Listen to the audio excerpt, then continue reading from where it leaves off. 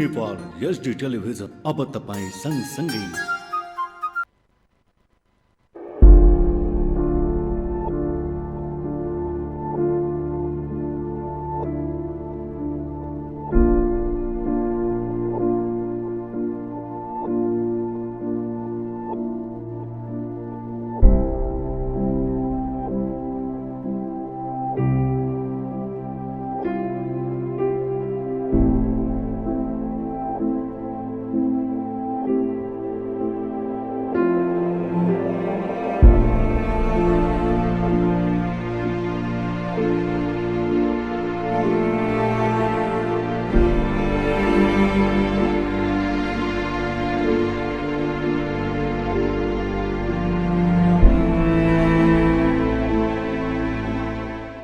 नमस्कार दर्शकहरू, तपाईँ हेर्दै हुन्छ जी नेपाल एचडी टेलिभिजन। यो हो कार्यक्रम विपद। यस कार्यक्रमको माध्यमबाट विपद पूर्व तयारी, विपद भइरहेको समय र विपद पश्चात गर्ने कार्यहरूको बारेमा हामी जानकारी दिने गरेका छौँ।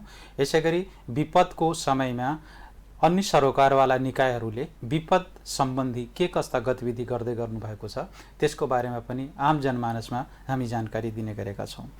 दर्शकहरू, नेपाल विपदको उच्च जोखिममा छ। यहाँ हरेक वर्ष बाढी, आगलागी जस्ता घटनाहरू हरेक वर्ष दोहोरिने गरेका छन् भने यसका अलावा सहायकमा जलवायु परिवर्तन जो चाहिँ यहाँ नेपालमा पनि एकदमै तीव्र गतिमा फैलिरहेको अवस्था अर्थात् त्यसको असर देख्न सुरु भइसकेको छ। दर्शकहरू, कोभिड-19 को असर सकिएको छैन। यसको सङ्क्रमण अझै कायमै छ। यसका लागि सम्पूर्ण तत्त्वताबाट यसको बारेमा चाहिँ जनचेतना जगाउनुका साथसाथै अनिवार्य रूपमा मास्क लगाउने, सेनिटाइजर प्रयोग गर्ने वा पटक पटक हात धुने र सामाजिक दूरी कायम गर्ने। यसका अलावा आफ्नो पालोमा चाहिँ अनिवार्य रूपमा चाहिँ कोरोना विरुद्धका भ्याक्सिन चाहिँ लगाउनु पर्ने यो चाहिँ अवस्था देखिएको छ। दर्शकहरू, आज चाहिँ हामी कार्यक्रममा चाहिँ निजी क्षेत्रको भूमिकाको बारेमा चाहिँ कुराकानी गर्न गइरहेका छौँ।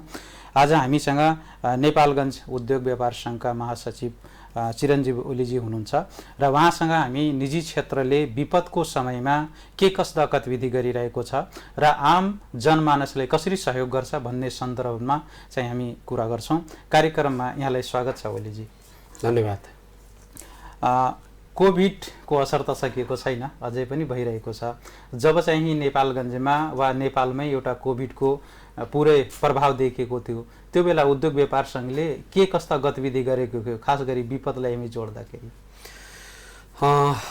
झन्डै 2 वर्षको फेरिमा कोभिडले जसरी चाहिँ देशमा एक किसिमले चाहिँ होइन विश्व नै एक तराई बनाइरहेको अवस्थामा नेपालगञ्जमा पनि अब कोभिड अत्यन्तै प्रभावित क्षेत्रको रूपमा, प्रभावित जिल्लाको रूपमा चाहिँ नेपालगञ्जमा लिन सकिन्छ र तत्कालीन समयमा एउटा हट स्पटको रूपमा चाहिँ बाँके जिल्लालाई चाहिँ सरकारले घोषणा गरेको थियो। त्यो समयमा पनि हामीले विभिन्न चाहिँ किसिमका त्यस्ता एक्टिभिटिजहरू गऱ्यौँ जसले यहाँका जनताहरूलाई, यहाँका कोभिडका बिरामीहरूलाई, यहाँ रहेका चाहिँ तपाईँको चाहिँ सङ्क्रमित सङ्ख्या घटाउनका लागि गरिने योजनाहरूको विषय लगायतमा चाहिँ हामीले थुप्रै कामहरू गऱ्यौँ। तपाईँलाई सरसर्ती भन्दा कोभिडमा हामीले ठुलो कामको रूपमा यहाँमा कोभिड सङ्क्रमित भएका जति चाहिँ पनि यहाँ सङ्क्रमितहरू हुनुहुन्थ्यो, भेरी हस्पिटलमा एउटा कोभिड वार्ड बनेको थियो जहाँ आइसोलेसन वार्डको रूपमा त्यहाँ उपचार गरिन्थ्यो र त्यो कोभिड वार्डमा नेपालगञ्ज उद्योग वाणिज्य सङ्घले अक्सिजन जुन तपाईँको सिलिन्डरबाट भित्र जान्छ त्यो पाइप नेपालगञ्ज उद्योग वाणिज्य सङ्घले नै सहयोग गरेर अहिलेसम्म पनि त्यो चालु अवस्थामा छ। यी बाहेकै पनि कोभिडको समयमा चाहिँ विभिन्न चाहिँ तरिकाले श्रम गरेर खाने श्रमिकहरू हुनुहुन्थ्यो, उहाँहरूलाई नेपालगञ्ज उद्योग वाणिज्य सङ्घले खाद्य लगायत अत्यावश्यक सामानहरू सहयोग गरेको थियो। त्यो सँगसँगै पनि हामीले सहयोग गरेको अन्य विषयहरू पनि छन्। हामीले कोभिडको बेलामा घरमा ननिस्कन सक्ने अवस्थामा रहेका जनताहरूलाई घरमै डोर टु डोर प्रोग्राम अथवा घर दैलो अभियान लिएर हामीले अत्यावश्यक सामानहरू घरमै पुर्याउने गरेका थियौँ। न्यूनतम शुल्कमा, अत्यन्तै सस्तो शुल्कमा हामीले चाहिँ ती कामहरू पनि गऱ्यौँ। त्यो सँगसँगै हामीले अब मास्क, सेनिटाइजरहरू अब पब्लिकलाई वितरण गर्ने, बाँड्ने भन्ने कुरा त सामान्य भइसक्यो। जस्तो भेरी हस्पिटलमा तपाईँ एउटा अक्सिजन प्लान्टका कुरा गर्नुभयो भनेपछि अन्य सहयोगको हकमा कुरा गर्ने हो भने एउटा कोभिडको पाठमा रहेर अब आइसोलेसन सेन्टरलाई हरेक चिजमा पूर्वाधार विकास गर्ने कुराहरू भयो। त्यसमा एउटा सिलिन्डर मात्रै देखियो भन्ने कुरा गर्नुभयो नि त। यसका अलावा पिपी सेट भइगयो, त्यसमा पनि तपाईँको होइन, हामीले यस्तो छ त्यहाँ नेपालगञ्ज उद्योग वाणिज्य सङ्घले के सहयोग गर्ने भन्ने एक किसिमको भाग यो कार्यविभाजन डिडिएमसीबाट चाहिँ कसले के गर्ने भन्ने निर्णय भयो। एउटा किसिमको भेरी हस्पिटलले हामीलाई स्वीकार रिक्वेस्ट गर्यो, उहाँहरूले चाहिँ के भन्नुभयो भने हामीलाई अरू सबै व्यवस्थापन भइसकेको छ, यो चिज तपाईँहरूले सपोर्ट गरिदिनु पर्यो भन्नुभयो उहाँहरूले।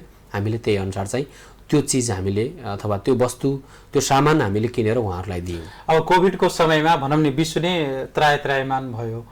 यो बेलामा चाहिँ हामीले अब नेपालगञ्जमा वा भनौँ नि यतातिरका उद्योगहरू पनि बन्द भएका अवस्था पनि थिए। यस्ता उद्योगहरूमा त्यो कोभिडले कतिको असर पार्यो? होइन, अब यस्तो छ, कोभिडको बेलामा त उद्योग धन्दा कल कारखानादेखि लिएर मानवीय जीवन नै एक किसिमले अस्तव्यस्त बनाइदियो। हामीले झट्ट हेर्दा चाहिँ बाहिरी रूपमा चाहिँ यसो देखे तापनि भित्र चाहिँ धेरै ठुलो चाहिँ आर्थिक नोक्सानी बेहोर्न पर्यो। वास्तवमा उद्योगहरू थुप्रै उत्पादनमूलक उद्योगहरू र मेटेरियल अभावको कारणले गर्दा बन्द हुन पुगे। बेरोजगार पनि भएका अवस्था थिए। थुप्रै चाहिँ तपाईँको त्यहाँ काम गर्ने मान्छेहरूलाई पनि कसरी व्यवस्थापन गर्ने, उहाँहरू घर घरै मेन पावरहरू घर घरै बस्नुपर्ने परिस्थिति आयो। किनभने कोरोनाको यस्तो त्रास थियो, जति बेला मान्छेहरू चाहिँ फ्याक्ट्रीमा काम गर्न जाने त होइन कि केही किनमेल खानाका लागि चाहिँ किनमेल गर्न सक्ने अवस्था पनि थिएन। सो समयमा सबै लेबरहरू काम गर्ने जति मेन पावरहरू थियो फ्याक्ट्रीहरू, विभिन्न फ्याक्ट्रीहरूका मेन पावरहरू घर घर बस्ने काम भयो र र मेटेरियलहरू जो इन्डियामा डिपेन्ड थियो, जो चाइनामा डिपेन्ड थियो, सबै इन्डिया र चाइना पनि त्यति बेला लकडाउनको चाहिँ ठुलो मारमा थियो र त्यति बेला चाहिँ उहाँहरूबाट त्यो देशबाट चाहिँ हामीले सप्लाई गर्न नसकेको अवस्थामा धेरै उद्योगहरू त्यसरी बन्द हुन पुगेका हुन्। यो रह्यो कोभिडको चाहिँ एउटा सामान्य भनौँ नि हामी भोगेका कुराहरू। अब कोभिड मात्रै भने स्वास्थ्यको महामारी होइन कि अन्य महामारी पनि हुनसक्छ। यसका अलावा हामी बाढीका कुरा गर्छौँ, पहिरोका कुरा गर्छौँ, आग लागेको कुरा हुनसक्छ, सडक दुर्घटना हुनसक्छ। इत्यादि विपदहरू भएको खण्डमा तपाईँ उद्योग व्यापार सङ्घ बाँकेको चाहिँ महासचिव भने विपदको अवस्थामा निजी क्षेत्रको के भूमिका हुन्छ वा अरूले कस्तो प्रकारको रोल गरिदिए हुन्छ निजी क्षेत्रबाट, के लाग्छ यसमा भने के छ तपाईँको? हो नि, तपाईँ अब हामीले सरसर्ती चाहिँ अब यो कोभिडको समयमा भएको घटनाहरूलाई हामीले लिएर हामीले गर्न सक्ने, हामीले खेल्न सक्ने भूमिकाको विषयमा मैले तपाईँलाई बताइरहँदा त्यो सँगसँगै विपदको कुरा चाहिँ छ। जति बेला प्राकृतिक रूपमा विपत्तिहरू आइपुग्छ, तपाईँले सरसर्ती हामीले हरेक वर्ष बाँके जिल्लाको अवस्था हेर्ने हो भने राप्ती क्षेत्रहरूमा डुबान भइरहने, अनि राप्ती क्षेत्रका पारिपट्टि लगायतका ठाउँहरूमा चाहिँ आगलागी भइरहने, अनि हाम्रै उद्योगी व्यवसायहरूका कैयौँ चाहिँ पसलहरू पनि जलेर नष्ट हुने खालका कामहरू, मतलब प्राकृतिक विपत्तिहरू आइरहने गर्छन्। र त्यो समयमा हामीले नेपालगञ्ज उद्योग वाणिज्य सङ्घले हरेक जसो सालमा तपाईँको हामीले विभिन्न राहतका कार्यक्रमहरू ल्याउँछौँ। तुरुन्त जब अब समस्या आयो है भनेपछि हामीले अनाउन्स गर्छौँ, उद्योगी व्यवसायहरूले सबैले सहयोग गर्नुहुन्छ र हामीले सम्बन्धित पीडित भएका ठाउँहरूमा जहाँ प्रभावित ठाउँ हुन्छ त्यो ठाउँमा हामीले चाहिँ विभिन्न सामानहरू, विभिन्न लत्ता कपडा हुनसक्छ, खाद्यान्न सामानहरू हुनसक्छ, ड्राई फ्रुटहरू हुनसक्छ, के हुनसक्छ हामीले तुरुन्त एभाइलेबल गराउने, त्यहाँ लैजाने, सहयोग गर्ने र उहाँहरूको जीवन रक्षाका लागि पहल गर्ने कामहरू गरिरहेका हुन्छौँ। यसो हेर्दाखेरि त्यसो भए खाद्य र गैर खाद्यका कुरा पनि जोडियो नि त, होइन? प्राप्त गर्ने कुराहरू रिसिभर भइगए। यसका अलावा चाहिँ यो उद्योगी व्यापारीले विपद हुन साथ अब सामग्री उपलब्धताका कुरा कति छ? बाँके जिल्लामा यद मान्नुहोस् 10,000 घर परिवार डिडिएमसीले एउटा के निर्णय गरेको छ, बाँके जिल्लामा यदि विपद बाढी आयो भने पूर्वानुमान 15,000 घर परिवार प्रभावित हुन सक्छन् भने ती प्रभावित परिवारले तत्काल खाद्य हुन सक्छ, गैर खाद्य सामग्री हुन सक्छ। यहाँ बाँके नेपालगञ्जमा चाहिँ उपलब्धता के छ? यस्तो छ, यसमा अब मुख्य हामीले जति बेला प्रभावित हुन्छ त्यति बेला चाहिँ खाद्यलाई मुख्यको रूपमा लिन्छौँ। उहाँहरू बच्नु पर्यो, पहिले खाना खानुपर्छ, होइन? यहाँ चाहिने खाद्यान्नका सामानहरू अब ड्राई फ्रुटको रूपमा कति दिनसम्म चल्न सक्ने, त्यसभन्दा पछि चाहिँ चामल अथवा खाना खाएर भात खाने अवस्था कति दिन समय हुन सक्ने, र सो समयमा हामीले एउटा किसिमको चाहिँ लत्ता कपडाका व्यवस्थापनका कुराहरू पनि हामीले चाहिँ जोड्न सक्छौँ। यी समयलाई हेर्ने हो भने हामीले बाँके जिल्ला आफैमा पनि उत्पादनमूलक क्षेत्र भएको जिल्ला हो, यहाँ ठुला ठुला उद्योगहरू छन्। त्यस्तो अब झट्टै हेरेर यतिजना प्रभावित भएर चाहिँ सहयोग गर्न सक्छौँ भन्ने हाम्रो भनाइ त छैन, तयारी त छैन। तथापि जति बेला समस्या हुन्छ त्यति बेला यहाँ खड्किएको अथवा नपाएर यहाँ बर्बाद भयो, बाहिरबाट ल्याउनु पर्यो भन्ने अवस्था अहिलेसम्म आएको छैन। भनेपछि तपाईँ सामग्री माग अनुसार पूर्ति गर्न सक्नुहुन्छ? सकिन्छ। यसमा कुनै दुई मत छैन। अर्को कुरो के देखिन्छ भने विपद हुन साथ चाहिँ अब कृत्रिम मूल वृद्धि, त्यसपछि यो सामान चाहिँ व्यापारीहरू लुकाइदिने, समयमा उपलब्धता नहुने, यस्ता विभिन्न किसिमका समस्या झेल्नुपर्ने अवस्था हुन्छ। भनेको सरकार वा निकायबाट त्यो प्राप्तता वा त्यसलाई उपलब्ध हुँदैन, उपलब्ध नभएपछि बेनिफिसियरीलाई वा प्रभावित परिवारले दिन सक्दैन। यसमा के छ, तपाईँ कसरी व्यवस्था गर्नुहुन्छ? सबैलाई उपलब्धता भन्नुहुन्छ, अर्कोतिर प्राप्त हुँदैन। नै प्रभावित जति बेला प्राकृतिक विपत्तिहरू आउँछन् त्यति बेला मूल्य वृद्धि र अभाव गराउने हुँदैन, त्यो एउटा भ्रम पनि छरिएको छ व्यवसायहरूले त्यो गर्छन् भन्ने। तपाईँ हामीले के बुझ्नु पर्यो भने हामीले तपाईँले अघि नै भन्नुभयो नि 10,000 परिवारलाई, घर परिवारलाई यहाँ चाहिँ उपलब्ध हुने खाद्य सामग्रीहरू चाहिन्छ, त्यसका लागि पूर्व तयारी चाहिन्छ भन्दै गर्दा जब चाहिँ प्राकृतिक विपत्ति आइपुग्छ नि त्यति बेला हामीले के गर्छौँ त भने त्यो 10,000 परिवारहरूलाई सरसामानहरू सबै हामीले लिएर चाहिँ उता बाँडिसकेपछि बजारमा अलिकति कम भएको हो कि भन्ने चाहिँ एउटा किसिमको एनालाइसिस आउने स्वाभाविक हो। किनभने हिजो जति छाल्दो रूपमा अथवा जति धेरै रूपमा चाहिँ सामान बजारमा पाउन सकिन्थ्यो त्यति पाउन सकिने अवस्था नहुन सक्छ। किनभने विपत्ति आइपुग्छ आज, भोलि चाहिँ तपाईँको सबै सङ्घ संस्थाहरूले जसले विपदको क्षेत्रमा काम गर्छन् उहाँहरूले सामाजिक सेवामा काम गर्ने सबै चाहिँ सङ्घ संस्थाहरूले आफ्नो योजना बनाउनुहुन्छ र खरिद प्रक्रियालाई अगाडि बढाउनुहुन्छ। चामलहरू हुन सक्छन्, चिउराहरू हुन सक्छन्, दालमोटहरू हुन सक्छन्, बिस्कुटहरू हुन सक्छ, यावत कुराहरू के हुन्छ भने एक लट फेरि के हो भने बजारमा भएको सबै तानिन्छ, एक ठाउँमा आइसकेपछि सकिन्छ। त्यो आउनलाई त फेरि फ्याक्ट्रीमा उत्पादन त फेरि त्यही अनुसार जानु पर्यो। त्यति बेला कृत्रिम वृद्धि हुँदैन। हेर्नुहोस्, अब यो भ्रमित कुराहरू पनि छन्, कतिपय जसले चाहिँ गलत गरेको छ, व्यापारीले जहाँ गलत गरेको छ उसलाई कारबाही पनि भएका छन्। यस्तो भन्दिनँ म फेरि सबै व्यापारीहरू सबै चाहिँ दुधले नुहाएका छन् भन्ने होइन, केही गलत भएका व्यापारी पनि हुनुहुन्छ, उहाँहरूले चाहिँ त्यसको सजाय भागीदारी भइसक्नु पनि भएको छ। कयौँ पटक त्यस्तो अवस्थामा चाहिँ गएर सरकार गएर हाम्रै रोबरमा कारबाही भएका घटनाहरू पनि छन्। तपाईँहरूले हेर्ने हो भने हामी त्यसको पक्षपाती होइन, तर कृत्रिम अभावको नाममा चाहिँ मूल्य वृद्धि गलत हो, त्यो गलत हो, त्यो हुँदैन। र एउटा कुरा के बुझ्नु पर्ला भने त्यति बेलाको समय छुट्टै छ, त्योभन्दा बाहेकको समयलाई हामीले प्राकृतिक विपत्ति परेको बेलामा त रेट बढाउने हो भने त्यो एकदम गलत हुन्छ, त्यो गलत हुन्छ भनेकै छौँ हामीले। त्योभन्दा बाहेक के हुन्छ भने अर्थशास्त्रको नियम त एउटा यो पनि हो नि, फेरि माग बढ्ने बित्तिकै मूल्य पनि वृद्धि हुन्छ त। त्यो के हो भने त्यो नियमै हो, होइन? त्यो कृत्रिम रूपमा हुनु भएन के। त्यहाँ तपाईँको उत्पादन जब चाहिँ उत्पादन बढाउनलाई चाहिँ श्रमिकहरू बढाउँछ, मेसिनहरू बढाउँछ, त्यहाँ लागतहरू अलिकति बढ्ने बित्तिकै के रेटहरू बढ्न सक्छन्, त्यो हो। त्यसैमा तपाईँको चाहिँ हामीले भनेको कुरा चाहिँ अहिले भर्खरै हामीले पढाएको चाहिँ माग र मूल्य बिचको चाहिँ त्यो जुन एउटा चाहिँ किसिमको सम्बन्ध छ, त्यो सम्बन्ध त्यहाँ ठ्याक्कै लागू हुन्छ र जहाँ माग बढ्छ त्यहाँ मूल्य केही महत्त्वमा वृद्धि हुन्छ। तर त्यो सबै लिगल्ली हुनु पर्यो। हाम्रो भनेको हो भने त्यो हुन्छ, त्यो हुनेलाई फेरि सरकारलाई कर तिरेको पनि हुनु पर्यो, त्यसै अनुसार चाहिँ उसले उत्पादनमा काम गरेको पनि हुनु पर्यो, बजार प्रतिस्पर्धात्मक पनि हुनु पर्यो। यो सबै कुरा जोड्दै जाँदा चाहिँ त्यहाँ एउटा अनुगमनको पाठ छ नि त। त्यो यदि मान्नुहोस् त्यसले चाहिँ अब कारबाही गर्नुपर्ने अवस्था आइगयो, कृत्रिम वृद्धि गरेको छ, तपाईँहरूको अनुगमन पाठ पनि होला, अनुगमन समिति पनि हुनसक्छ भने विपदको समयमा खास गरी यसले निगरानी गर्नुपर्ने अवस्था देखिएको छ।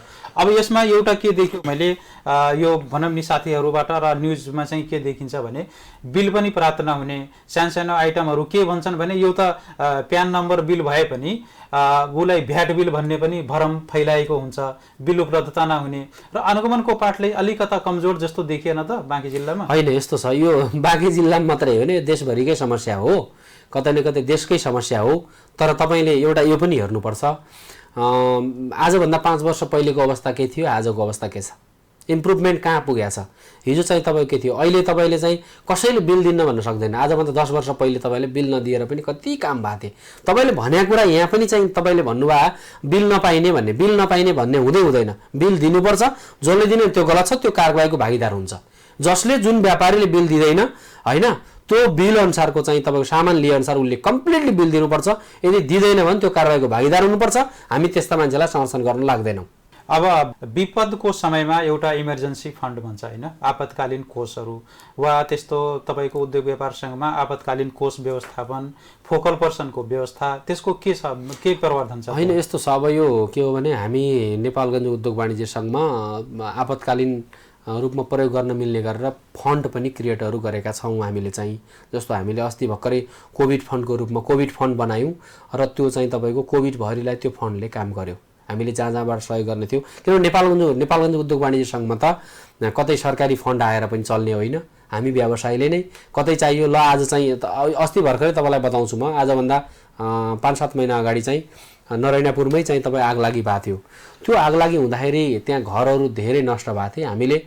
हामी कार्य समितिमा भएका पदाधिकारीहरू, यहाँका ठुल्ठुला उद्योगीहरू, व्यवसायहरूबाट ल है कसैले कति सहयोग गर्ने भन्दा कोहीले 1 बोरा चामल, कसैले 5 बोरा चामल, कसैले 5 क्विन्टल, 10 क्विन्टल होइन 2 क्विन्टल त्यसै अनुसार सहयोग गर्नुभयो र हामीले त्यो सामान लगेर त्यहाँ हस्तान्तरण गऱ्यौँ। त्यहाँको सरकारलाई, स्थानीय सरकारलाई हस्तान्तरण गऱ्यौँ। त्यहाँका जो प्रभावित हुनुहुन्थ्यो उहाँहरूलाई सँगै राखेर हामीले हस्तान्तरण गऱ्यौँ। त्यो फन्ड हामीसँग छुट्टै भनेर चाहिँ बजेटै हुँदैन।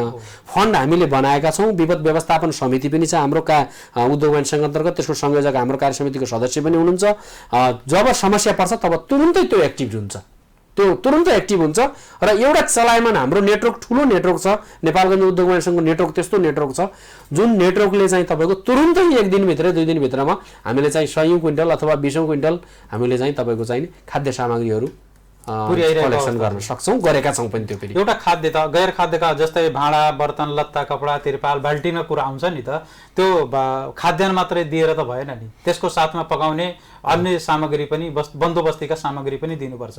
एउटा उद्योग व्यापार सङ्घले खाद्यान्नमा कुरा गर्यो होइन, उपलब्धता भन्ने कुरा, तपाईँ गैर खाद्यमा कति के सामान उपलब्धता हुन्छ यहाँ? होइन यस्तो छ, अब हामीले कहिलेकाहीँ कस्तो हुन्छ भने अब सबै हेर्नुहोस्, अब उद्योग वाणिज्य सङ्घले त्यहाँ तपाईँले चाहिँ पाल टाङ्नलाई अब खाना पकाउनलाई भाँडाकुँडा बाल्टिङहरू सबै गर्न सक्दैन। यहाँको सरकार छ, यहाँको प्रशासन छ। त्यति बेला हामीले गर्न सक्ने के हो, सरकारले, यहाँको स्थानीय सरकारले पनि भन्छ कि तपाईँहरूले यसोतिर गरिदिनु पर्यो है भन्दा उहाँहरूको त्यति बेलाको निड के हो, पहिलो निड के हो, उहाँहरूलाई बचाउनु पर्छ हामीले चाहिँ होइन। रेडी भएको खाना लगाएर चाहिँ खुवाएर हुन्छ कि अरू ड्राई फ्रुटको रूपमा आएको सामानहरू खानाहरू लगाएर खुवाएर हुन्छ कि अब उहाँहरूको चाहिँ पानी माथिबाट आकाशबाट पानी बर्सिरहेको अवस्थामा उहाँहरूलाई पाल दिएर चाहिँ हुन्छ, त्यो व्यवस्था हामी गरेका छौँ, गर्छौँ। र हामीलाई प्रायः जिम्मेवारी फेरि के गर्छ भने अब प्रशासनले, स्थानीय प्रशासनले चाहिँ तपाईँहरूले यसलाई सहयोग गरिदिनुहोस् है भन्नुहुन्छ। उहाँहरूले सबैभन्दा सजिलो व्यापारीसँग चामल भइरहने, सबैभन्दा सजिलो होइन, अब खाद्यान्नका सामानहरू सबैसँग भइदिने। त्यो सँगसँगै फेरि के भने पालहरू, अब कपडाहरू तपाईँ त्यति बेला लाउने कपडाहरू सबै बगाएर लगेको हुन्छ, जलेर गएको हुनसक्छ, त्यति बेला चाहिँ कपडाहरू पनि यो गरिदिनुहोस् न भनेपछि हामी तुरुन्तै कलेक्सन गर्छौँ र वितरण गर्ने काम गरेका छौँ। त्यसरी अर्को यो जस्तै अब नेपालगञ्ज भनेको व्यापारिक केन्द्रबिन्दु होइन, यहाँदेखि अन्य जिल्लालाई पनि सपोर्ट गर्ने अघि कुरा गर्नुभएको छ। यसलाई आयात र त्यहाँबाट पनि लिने कुरा हुनसक्छ र दिने कुरा पनि दुइटै हुनसक्छ। यसको अन्य जिल्लाबाट तपाईँको कनेक्सन कसले हुन्छ, कोअर्डिनेसन विपदको समय? विपदको समयमा यस्तो छ, हाम्रो महासङ्घ अन्तर्गत चाहिँ तपाईँको यहाँ त्यस्तो विपद भयो भने महासङ्घ अन्तर्गत चाहिँ हुने कुराहरूमा नेपालगञ्ज उद्योग वाणिज्य सङ्घ आफैमा जिल्ला उद्योग वाणिज्य सङ्घ हो। यस्तै जिल्ला मिलेर ठुलो महासङ्घ छ, नेपाल उद्योग वाणिज्य महासङ्घ। महासङ्घबाट आउने चाहिँ कामहरू भइरहेको हुन्छ। त्योभन्दा बाहेकका अन्य निकायहरू, उहाँहरूका पनि फेडरेसनहरू हुन्छन्, उहाँहरूले त्यो च्यानल प्रयोग गरेर स्थानीय प्रशासनको सहयोग समन्वयमा चाहिँ उहाँहरूले चाहिँ वितरण गर्ने कामहरू गरिराख्नु भएको हुन्छ। हाम्रो पनि अब हाम्रो फेडरेसनको हिसाबले हामीले जुन तरिकाले गर्नुपर्ने हो त्यो अभियान गरिरहेका हुन्छौँ। त्यति बेला हाम्रो नेटवर्क त्यहीलाई नै प्रयोग गर्छौँ हामी। उपलब्धता हुन्छ एकदमै। अब चाहिँ हामी कार्यक्रमको करिब अन्ततिर आइसकेका छौँ। यो खास गरी विपदलाई हामी अब व्यापारीहरूले विपदको समयमा भनौँ नि नफामुखी होइन कि सेवामुखीबाट जानुपर्छ, लागेको लागत त लिनै पर्यो, तर त्यसमा चाहिँ कता कता नमिलेको पनि देखिन्छ नि त। यसमा अन्तमा केही छ त्यस्तो भन्नुपर्ने यिनको होइन? यस्तो छ, एउटा कुरा के छ भने नेपाल सरकारले कानुन त एउटा चाहिँ कार्यविधि बनाएको छ। तपाईँले झट्ट हेर्दा चाहिँ कतिपय कुराहरूमा हामीले समयमा रेट बढिरहेको कुराहरू, महँगी वृद्धि भइरहेका कुराहरू, सबै कुराहरू आइरहेका हुन्छन्। महँगी वृद्धि व्यापारीका कारणले मात्रै हुँदैन। कसैले कालो चाहिँ बजारीको रूपमा चाहिँ काम गर्छ भने त्यो गलत हो, हामीले गलत नै भनिरहेका छौँ। सधैँ हामी त्यसका पक्षमा रहँदैनौँ, कहिले पनि रहेनौँ पनि। नेपालगञ्ज उद्योग वाणिज्य सङ्घ आफैमा एउटा प्रतिष्ठा भएको चाहिँ संस्था हो। यो संस्थाको आफ्नो जिम्मेवारी छ, त्यो अनुसार हामी प्रस्तुत हुन्छौँ बजारमा। त्यो सँगसँगै के हो त भने कालो बजारी गर्ने व्यक्तिहरू जति हुन्छन्, हेर्नुहोस् संसारमा मलाई कहिलेकाहीँ यसो कुरा गर्दै जाँदाखेरि आउँछ कि अमेरिका जस्तो सिस्टमेटिक देशहरूमा पुलिस नभए पनि चल्थ्यो होला नि त, होइन? तर पनि त्यहाँ पुलिस हुन्छ, किनभने सबै देशहरूमा समस्या छन्, सबै ठाउँहरूमा समस्या छन्। सबै चाहिँ तपाईँको के हो भने 100% चाहिँ ठिक भन्ने काहीँ पनि हुँदो रहन्छ। कतिपय व्यापारीहरू गलत हुन्छन्, कतिपय ठाउँमा चाहिँ काम गर्दाखेरि प्रशासनिक निकायका व्यक्तिहरू, प्रहरी प्रशासनका व्यक्तिहरू पनि गलत देखिनुहुन्छ। त्यो होइन कि सबै सङ्गठन गलत हुन्छ भन्ने होइन।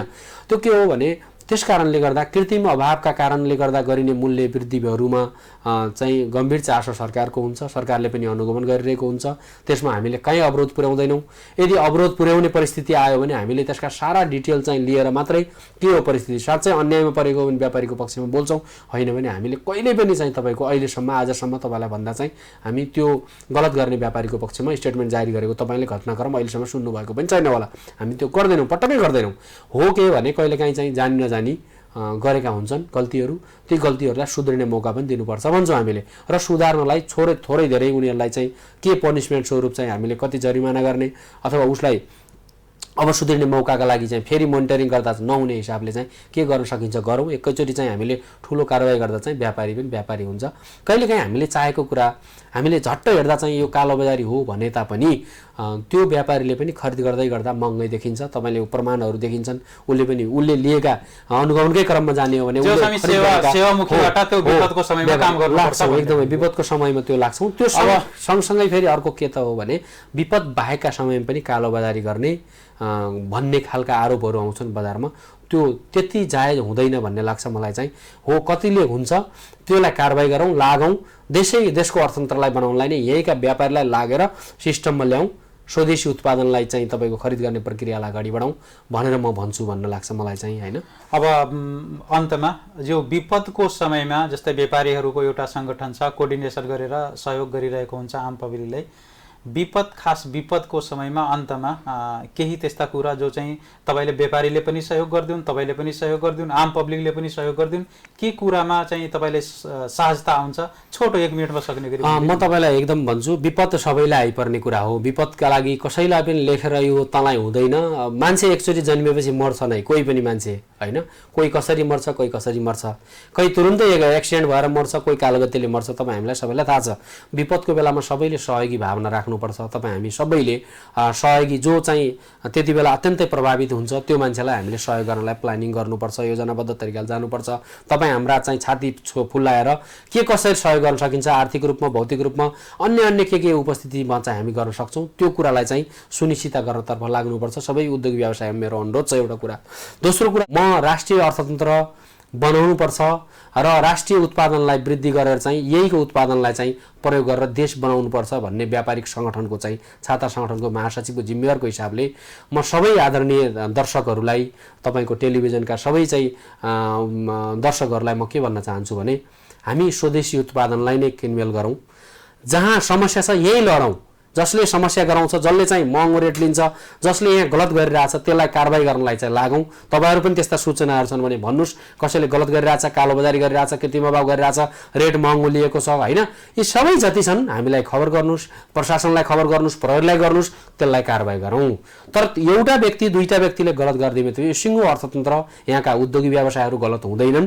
त्यसकारणले गर्दा हामी विदेश होइन स्वदेशमै खरिद गरौँ। हामीले जति पैसा लगाउँछौँ, किन्छौँ, खरिद गर्छौँ, सबै यही देशमा चाहिँ राजस्व सङ्कलन भएर देशको वृद्धिमा लाग्छ। र यहीँको तपाईँ हाम्रो 2-4 जना दाजुभाइहरू जसले व्यवसाय गर्नुभएको छ उहाँहरूको घर रोजीरोटी चल्छ, घर चल्छ, त समाज चल्छ, समुदाय चल्छ। तपाईँ हाम्रा सबै चाहिँ आवश्यकताहरू यहीबाट पुरा गर्ने गरेर हिँड्नुपर्छ भन्ने लाग्छ मलाई। तपाईँ हामीले यहाँ नेपालगञ्जको सबैभन्दा ठुलो चुनौतीको विषय रुपेडिया नजिक छ। रुपेडियामा चाहिँ गएर कति साथीहरू हामी आएर हिजो आएर तपाईँलाई म एउटा एकदम छोटो बचाउनु छु, हिजो आएर मलाई यति ठग्यो चाहिँ रुपेडियाको मान्छे, यसो मान्छेले भनेर आए, तर हामी के गर्न सक्छौँ? हाम्रो देश थिएन, होइन। कयौँ ठगिएका छन्। थाहा पाएका मान्छेले हामीलाई सेयर गर्यो, नथाहा पाएका मान्छेहरू त त्यस्ता कति छन्। त्यही भएर यही खरिद गरौँ।